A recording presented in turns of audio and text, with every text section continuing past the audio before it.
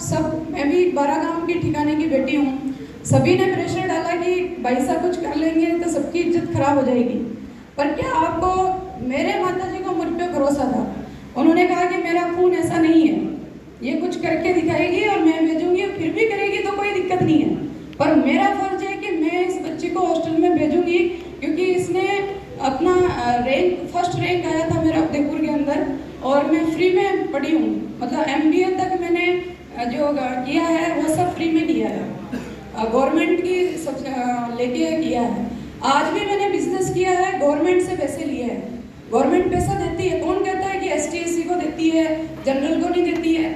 हम लोगों को नॉलेज ही नहीं है, हम लोग सिर्फ पुरानी विचारधाराओं में है कि तलवार चाहिए, क्षत्रिय हैं तो तलवार चाहिए। अब क्षत्रियों को तलवार की बिल्कुल आवश्यकता नहीं है, कलम की आवश्यकता है, एजुकेशन की आवश्यकता है, जो कि बना पहले ही बोल चुके हैं।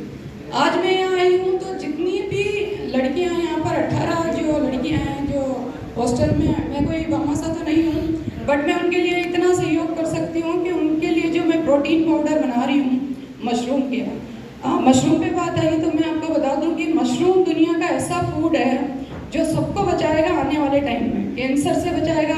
मशरूम में एंटीऑक्सीडेंट प्रॉपर्टी होती है, अगर आप वीक में 2 बार मशरूम खाते हैं तो आपको कभी कैंसर ही नहीं होगा, ये मेरी गारंटी है। अगर आप वीक में 4 बार मशरूम खाते हैं तो आपको कभी शुगर नहीं होगी, क्योंकि फूड के अंदर एंटीऑक्सीडेंट प्रॉपर्टी जो होती है, आप रिसर्च पेपर उठा के देखिए नेट पे, वो सबसे ज़्यादा मशरूम में होती है। तो मैंने मशरूम का फील्ड इसलिए चूज किया, उसमें प्रोटीन 35% होता है 100 ग्राम के अंदर। अगर आप पढ़ रहे हैं, बच्चियाँ पढ़ रही है, और बच्चियों के जो शारीरिक चेंजेज आते हैं शादी के बाद, उसके लिए भी मशरूम बहुत फ़ायदेमंद है, इम्यूनिटी के लिए भी मशरूम बहुत फ़ायदेमंद है। तो उसके मैंने सबसे पहले फर्स्ट इनोवेशन था, राजस्थान का पहला ऐसा अमलदा ऑर्गेनिक कंपनी है, अमलदा मेरे गांव का नाम है, अमलदा ऑर्गेनिक कंपनी के नाम से मैंने रजिस्टर किया था। राजस्थान का पहला ऐसा स्टार्टअप है जिसको 18 लाख रुपए गवर्नमेंट की तरफ से पहले मिले, फिर 25 लाख रुपए गवर्नमेंट की तरफ से बाद में मिले, और अमलदा का ऑल इंडिया के अंदर ऐसा फेमस स्टार्टअप है जो मशरूम के क्षेत्र में आयुर्वेदा को लाइसेंस देना पड़ा। आयुर्वेदा के जो आयुष मंत्रालय में मुझे ये पूछा गया कि मशरूम में हम लाइसेंस नहीं दे सकते, मैंने उनको रीज़न पूछा क्यों नहीं दे सकते। चरक संहिता के अंदर साफ साफ लिखा हुआ है कि मशरूम सुपर फूड है, फिर भी आप आयुर्वेदा में क्यों कंसीडर नहीं कर सकते हैं। तो आपको जान के हैरानी होगी कि राजस्थान का पहला लाइसेंस है मेडिसिन के अंदर जो मशरूम को अमलदा ने दिलाया है, या फिर पूरे राजस्थान को दिलाया है। तो उन बच्चियों के लिए, 18 बच्चियों के लिए मैं मशरूम के पाउडर यहाँ पर लेके आई हूँ, प्रोटीन के डिब्बे, वो उनको यूज़ करें, सुबह मॉर्निंग वॉक करें, 4 बजे उठें और अपना खुद का प्रोग्रेस रिपोर्ट मेरे को दें कि उनको मशरूम खाने से 4 बजे उठने के बाद कितनी एनर्जी महसूस हुई, कितना पढ़ाई में कॉन्सेंट्रेट हुआ।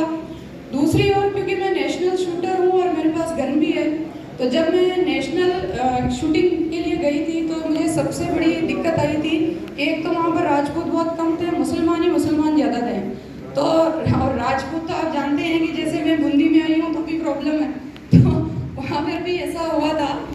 फिर भी मुझे किसी एक चंद्रावत राजपूत भाई साहब थे, उन्होंने उनकी गन दी, क्योंकि जब तक हमारे पास लाइसेंस नहीं होता तब तक हम गन किसी की चला नहीं सकते, बट उन्होंने अपनी रिस्क पे मेरे को गन दी और मैं शूटर बनी, और आने वाले टाइम में कंटिन्यू में शूटिंग करूँगी।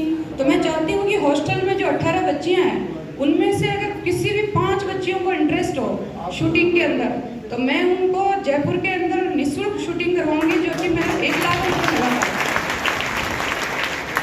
और सभी आप लोगों से भी निवेदन करती हूँ, सभी से, कि आप लोग भी अपने बच्चों को शूटिंग करवाएं। उससे होगा ये कि आपके हाथ में लाइसेंस होगा, आप 12 गन, अभी मैं 12 गन कहीं पर भी लेके जा सकती हूँ, ऑल इंडिया में रख सकती हूँ। तो आप लोग भी लाइसेंस के थ्रू, शूटिंग के थ्रू बच्चों को लाइसेंस दिलवाएं, और इवन जिनके केस लगे हुए नहीं हैं और जिनकी कोई एज लिमिट नहीं है, आप लोग भी लाइसेंस ले सकते हैं। आप जितने विराजे हुए हैं 80 साल तक आप शूटिंग में लाइसेंस ले सकते हैं, बस पैसा होना चाहिए। और जिन बच्चियों को इंटरेस्ट हो, 5 बच्चियों का नाम आप मुझे दिलाएं, उनको मैं अभी स्टेट शूटिंग के अंदर खिलाऊंगी, मैं खुद कोच रहूँगी उनकी। और 5-6 बच्चियों में से जो 2 बच्ची होगी, जो 1 बच्ची होगी, उसका नेशनल का खर्चा भी मैं ही उठाऊंगी, और नेशनल के जाने के बाद तो लास्ट में मैं आप लोगों से यही कहना चाहूँगी कि अपनी बच्चियों को पढ़ाएं, और अगर कोई प्रतिभा राजस्थान के किसी भी क्षेत्र, इंडिया के किसी भी क्षेत्र में हो और आज के दिन आपको बुलाना हो, तो ये मत सोचिए कि उसने क्या दिया है, ये सोचिए कि उससे प्रभावित होके हो सकता है कि एक भी लड़की खेती के क्षेत्र में कुछ कर ले। मैंने बीएससी एग्रीकल्चर से की, ग्रेजुएशन की, सब एग्रीकल्चर में की, खेती बाड़ी सीखी, और मैं चाहती हूँ कि आप भी अपने बच्चों को खेती में आगे बढ़ाएं। ये धारणा ना रखें कि जब तक मैं ठाकुर साहब हूँ अभी तो मैं संभाल रहा हूँ, तुझे संभालने की जरूरत नहीं है।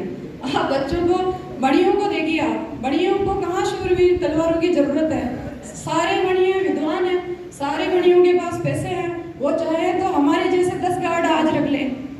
तो शूरवीरता की जरूरत अब नहीं है, अब जरूरत है एजुकेशन की, बच्चों को खेतों पे ले जाने की।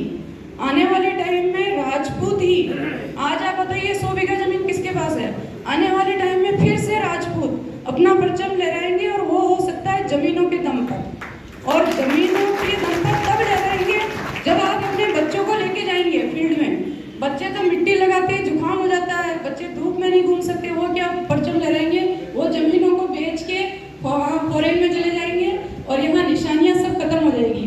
तो अपने बच्चों को इतना स्ट्रॉन्ग बनाए कि 10 घंटे आप खेत में खड़ा कर दो, उनको कुछ ना बिगड़े।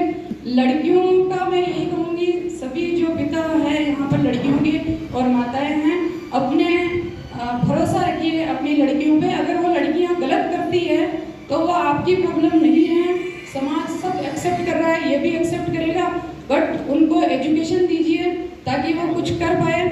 तीसरी एक घटना, अभी थोड़ा तीसरी बात एक कहना चाहूँगी, मैं टाइम ज़्यादा ले रही हूँ।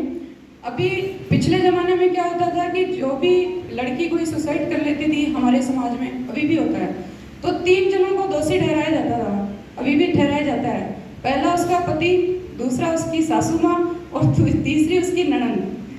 तो पहले तो क्या होता था कि ननद भाई साहब 1 साल, 1 महीना, 2 महीना, 3 महीना वहाँ होम स्टे पे रहते थे, और तो बेचारी ननद भाई साहब को कुछ पता ही नहीं होता है, रहते ही नहीं है। तो कम से कम, और अगर कोई बच्ची सुसाइड करती है तो मैं तो दोनों को गुनहगार समझती हूँ, क्योंकि अगर आपकी बच्ची सुसाइड कर रही है और आपको नहीं पता, इसका मतलब कहीं ना कहीं आप प्रेशर डाल रहे हैं कि ससुराल में रहो, उसकी बात नहीं सुन रहे हैं, और फिर ऊपर से केस लगा रहे हैं, आप तीसरा घर और बर्बाद कर रहे हैं जो कि उसकी ननद का है। उसकी ननद को यही नहीं पता कि पति पत्नी के बीच में हुआ क्या है, फिर भी आप उसको दोषी ठहरा के उसके जेल के सलाखों के पीछे कर रहे हो। उनके बच्चों का फ्यूचर क्या होगा, वो भी तो आपके राजपूत समाज में ही है ना। तो कम से कम इतना अपनी बच्चियों का ध्यान रखें कि कहाँ वो प्रेशर फील कर रही है, और सब बच्चों से फ्रेंडली बात करें। इवन पिता को सबसे ज़्यादा फ्रेंडली बात करना चाहिए कि बच्चा आज तेरे से कौन सा लड़का मिला, कौन सा तेरा दोस्त है, कौन सी तेरी लड़की मिली, क्योंकि बाहर जाएंगे तो ये शर्माने की बात नहीं है, सब लोग मिलेंगे उनसे, सबको पता होना चाहिए। और अगर आप बच्चों से नहीं पूछेंगे और स्ट्रॉन्ग रहेंगे कि हम तो राजपूत है, और अगर बच्चे कोई गलत कर रहे हैं तो हमारी जिम्मेदारी है और हमारी परवरिश का नतीजा है। Thank you.